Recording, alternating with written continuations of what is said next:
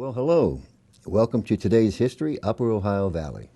I'm your host, Bob Connors, and tonight we have a great interview with an excellent guest. And everybody is going to get excited about what he has to say, especially this time of year. So with that, let me welcome Santa Claus. Bob, I'm delighted to be here again. I always enjoy my time in St. Clairsville and coming to talk with you as we proceed through the Christmas season. I was telling boys and girls today, only 10 days before I get in the sleigh.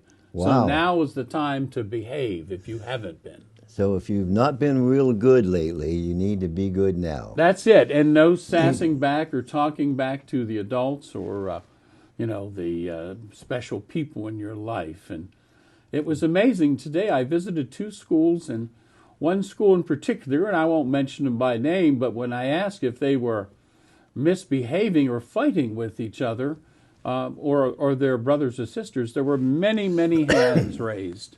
Wow. And much to my surprise, they didn't seem to realize the gravity of that activity. You know, you can get squared away even a couple of days before Christmas, you see, but you have to be willing and interested.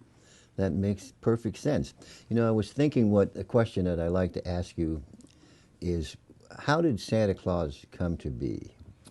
Well, I mean, it's a long story. We don't have enough time to go ahead Give me the and short version. to go. Well, first of all, I'm the fifth Santa Claus, and I'm 557 years old, you see. Wow. I was born in 1465, and every Santa has a different experience as to how they came into being. Of course, the initial Santa, if you will, with St. Nicholas of Patera. And he was born in 280 A.D., and he passed away in 343 A.D. So he was the first giver of gifts. He was the first generous human being who decided he would look after little children and he would take care of the less fortunate.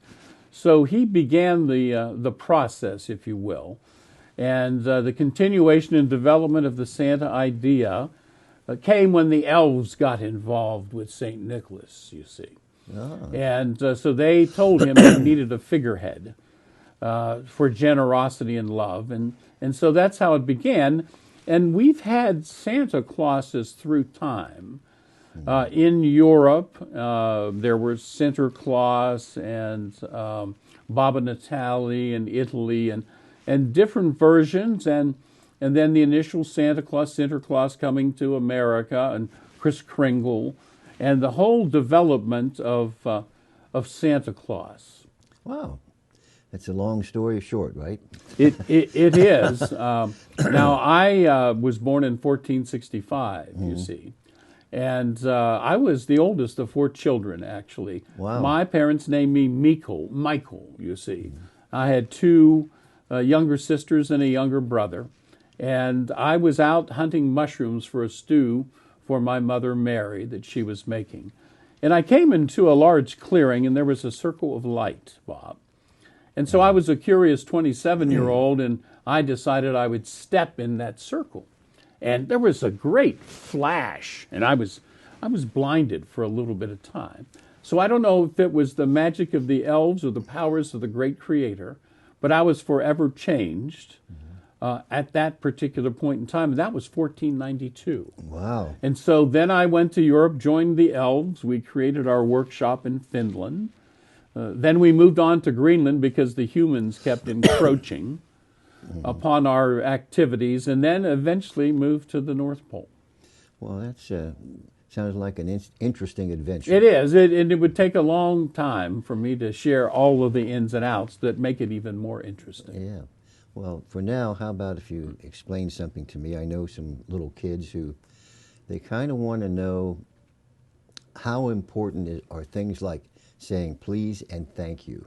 Well, those are very important because you gain extra points, if you will, extra chits next to your name, that when things get bad or you misbehave by chance, that kind of balances everything out. So being respectful to adults is extremely important. It was in the days gone by, and it is today. And I'm fearful we've lost some of that respect. I think that might be what drove these children to ask about that. Yes, I'm sure that probably is the case. Because some people are telling them you have to say please and thank you, and they're not sure about that. Yes. So, yes. so they get some points with Santa. Yes, they do. And you always want to have points with Santa. That's always an important aspect. You know, because we keep track. Mm-hmm. Well, I carry the list with me in my bag, you see. Mm-hmm. So I'm always observing. And I don't always wear this suit. Some people think that I must wear it 24 hours a day, even when Mrs. Claus and I go to the beach. But I wear shorts and red Crocs and a Hawaiian shirt with Santa's all over it and a little straw hat with a red band you see at the beach. And I still might be recognized as Santa, but I'm not in boots and a white fur. No. Full uniform on. No, not the full uniform. Well, I think that the kids would probably recognize you anyway. I think they would. I think they would. They would. You know, I talked to a female scientist a couple of weeks ago, and she was saying to me, or I was really telling the boys and girls who were there, her nieces and nephews, that it was 2 degrees at the North Pole that day, and it was going to be minus 10 in the evening, you see. And I said, did you know, though, that in the summertime at the North Pole in June and July, it's 72 degrees? Wow. And they were surprised, and the scientist said, yes, she was at the North Pole, and I was at Myrtle Beach having a good time. So it was an interesting comment, but she affirmed that indeed it was that warm. And we capture that heat in containers, and then we release it November through February, you see. Yeah. So we could have it about 36 degrees in the workshop. That sounds like a very good scientific thing to do. It is. It is. I have a lot of fun talking about the North Pole and asking boys and girls questions. One of the other things that I've had some kids ask me about is the reindeer. Yes. And how the trip is with them now. Are they getting too old to travel? Are they healthy? Well, are they happy? Well, this is a very interesting story, and I haven't really told it very often. Well, first of all, I ask boys and girls, are the reindeer boys or girls? And most of them answer boys. And the real truth is they are all girls. Wow. The reindeer are all girls. All girls. And there's a very simple and logical reason. The male reindeer lose their antlers in November and the first week of December. So I couldn't be flying a sleigh with antlerless reindeer. It wouldn't be wise. They'd have to change all the movies and all the books and magazines and everything. And the female reindeer actually put on extra body fat in the wintertime. Do they? So when we fly through the cold temperatures, they're insulated enough and aren't affected. If I had male reindeer with 6% body fat, they'd fall out of the sky and I'd fall with them, you see. But yes, the reindeer are an interesting topic. Now, you ask about the longevity of the reindeer. Rudolph is still with us, 1,000 years old, Rudolph is. Wow. And we have a new red-nosed reindeer born about every 2,000 years. Wow. So Rudolph's still got about 1,000 years to go before we have a continuation of the species. But the other reindeer, Donner and Blitzen and Comet and Cupid and Dasher and Dancer and Prancer, they have all gone on to reindeer heaven, sadly. Oh, so all the originals are gone. But we have thousands of reindeer. And every year we have a competition. And just like in the movies, there's a competition for 8 reindeer to take the roles of the original 8. wow. So it's just like the movies, and we have contests who can fly the fastest in 5 seconds up high, and who's quickest in the 100-yard dash, and who can land on little square places Reindeer like games. roofs. Reindeer games, absolutely. That's what we call them. That is excellent. And the winner of the reindeer games, if it's a clear night out, Bob, gets to lead the sleigh, and I bring Rudolph back with the rest of the team. Wow. So, but if it's cloudy or foggy out, as it was this past week or so, Rudolph is always in the lead with that red nose. Well, that's very interesting and probably fun to watch. And I want to ask you another thing about elves. Yes. What are the elves doing now? How busy are they? Oh, they're extremely busy, and Did you bring one with you? I did. I brought one of the elves with me, little Elfie here, and I have two types of elves. I have worker elves, the builder elves who make the toys, and then I have a watcher elf, just like Elfie here. And I send them beginning at the end of November and beginning of December throughout the world. You see, a lot of people don't know this, but the elves and Santa, we get our power from the northern lights. Our magic comes from the aurora borealis. So with that power, we are able to craft a circle around the earth, a pathway, if you will, in which time is suspended. So that's how we get around in 24 hours to deliver all the gifts. Oh, that's how you But do it I so also use the pathway to send out these watcher elves. And people don't realize this, but every house has a little square door that the elves come through to go ahead and appear in the homes. Now, some elves are very good, but many elves are very, very mischievous. They toilet paper trees. They hide in the freezer or the refrigerator. They do all kinds of things. So sometimes I have to call the watcher elves home for additional training. And then I send another watcher. This is a lazy gnome, you see. A lazy gnome. A lazy gnome, and I send it to replace the elves temporarily. And if I send your house a lazy gnome, and you put that gnome right there on a shelf or in a tree, it never moves the entire Christmas season. Wow.